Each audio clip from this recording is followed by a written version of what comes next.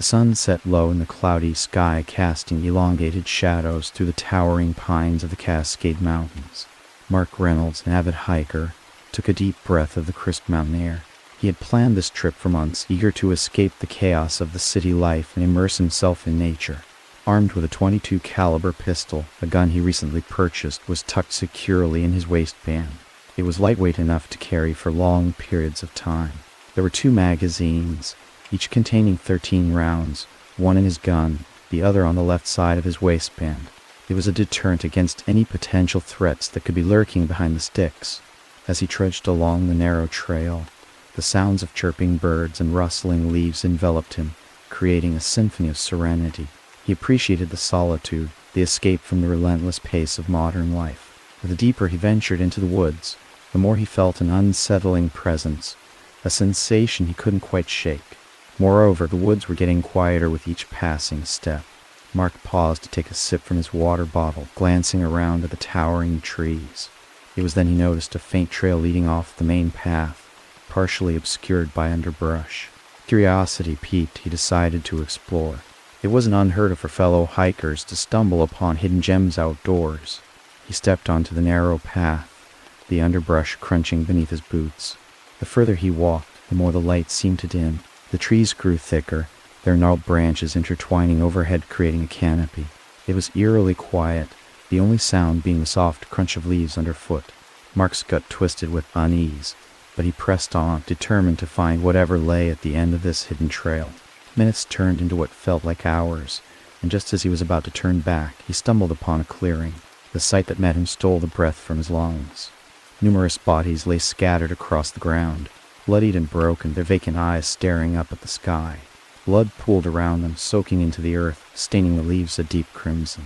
He stumbled backward, with horror flooding his senses. This was no ordinary crime scene. It was a massacre. Mark's heart raced as he processed the grim sight before him. Panic surged through him, and instinct kicked in. He reached for his pistol, fingers trembling as he pulled it free from his waistband. The .22 seemed small and somewhat inadequate against the horror he had just uncovered.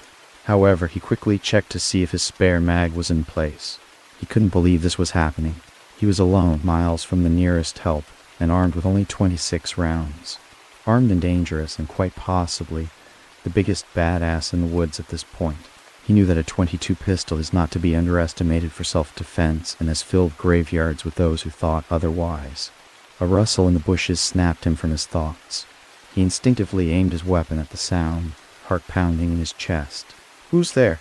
he called out, his voice steady despite the tremor in his hands. Silence answered him, thick and suffocating. Then from the shadows of the trees, a figure emerged. Clad in dark clothing, a hood obscured his face, but Mark could see the glint of something metallic in his hand. The stranger moved with a predatory grace, an unsettling calmness amidst the chaos. Mark's breath caught in his throat as he recognized the weapon, a knife stained red. "Looks like you found my little secret," the figure said, his voice smooth yet chilling. The tension in the air crackled, and Mark felt the weight of his situation settle heavily on his shoulders. "Who are you?" Mark demanded, trying to sound braver than he felt. He tightened his grip on the pistol, aiming it directly at the dark, unknown assailant.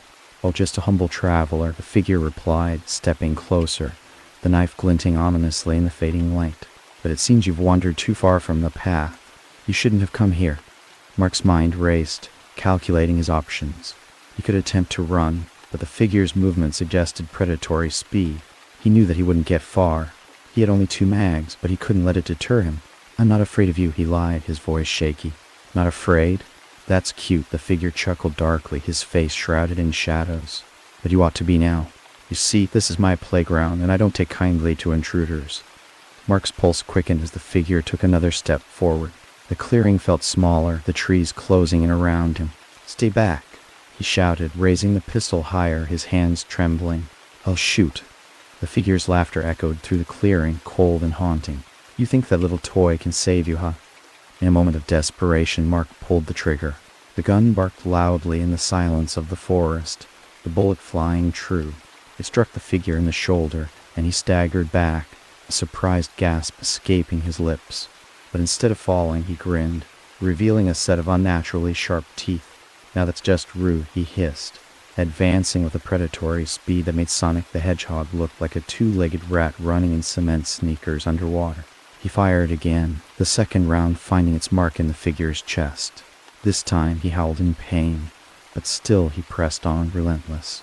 Mark's mind raced as he fired off the remaining rounds left in his magazine towards the figure. He had to escape. He had to get away from this nightmare. He turned to run, the sound of footsteps pounding behind him, echoing in the stillness of the forest. Branches whipped at his face, and roots threatened to trip him as he sprinted down the narrow path, fear propelling him forward. He burst back into the main trail, his lungs burning, but he couldn't stop. He had to get to safety. He could hear the figure's laughter trailing behind him, chilling his blood. "You can't run away from me, Mark. I am everywhere." His mind raced, searching for refuge. The sun was setting, casting a deep orange hue across the sky, but he couldn't afford to stop. He spotted a small cabin in the distance, half hidden by the trees, and sprinted toward it. Hope surged through him. Perhaps it was abandoned, a place to barricade himself against the monster pursuing him. He reached the cabin door, heart hammering in his chest. With trembling hands, he pushed it open and stumbled inside. The interior was dark and musty, filled with old furniture covered in dust. He quickly scanned the room, searching for something to defend himself with. A rusty axe sat in the corner, and he grabbed it, gripping it tightly as he backed against the door. The sound of footsteps grew louder, and Mark's breath quickened. He could hear the figure calling out to him, taunting him from just outside. "You think a little door can stop me? You're in my territory now." Mark's heart raced as he heard the door rattle violently. He tightened his grip on the axe, ready to swing if the figure made it inside. The door creaked under the pressure, but he held firm, sweat dripping down his forehead. With a final, forceful shove, the door flew open, and the figure stood there silhouetted against the fading light. He was covered in blood, a manic grin stretching across his face. "You can't escape me, Mark." In that moment, something inside Mark snapped. He swung the melee weapon with great force, aiming for the figure's head. The blade connected with a sickening thud, and the figure fell to the floor, blood pooling around him. And just as he thought it was over, the entity pulled the axe from his head and began encroaching upon Mark's position, each step more maniacal than the previous. Suddenly, Mark remembered the spare mag in his waistband. Without any thinking, he inserted the new mag, chambering his pistol with nickel-plated flat-nosed 29-grain Federal punch, dumping 13 rounds of hot lead into that bastard's face. The figure fell again, but as Mark looked down at the body, his heart sank. The figure was gone, vanished into thin air, leaving nothing but the bloodstains behind. Mark stood alone in the cabin, breathing heavily, the weight of the moment crashing down on him. But then a whisper echoed in the darkness, chilling him to the bone. "You can't never escape me, Mark. I'll always be here, lurking in the shadows." Was it just his imagination, or was it something else? He realized then that the true horror wasn't the figure in the woods. It was the knowledge that he could never truly escape. The woods would always hold their secrets, and he would forever be haunted by the echoes of that night. As the sun dipped below the horizon, darkness enveloped the forest. Mark Reynolds knew he was far from safe. As he loaded his gear back into his car, he said, "At least I had that 22 on me." He then shrugged his shoulders and drove away into the night like the absolute badass that he was, his balls hanging out each side of the windows. And nothing really messed with him ever again.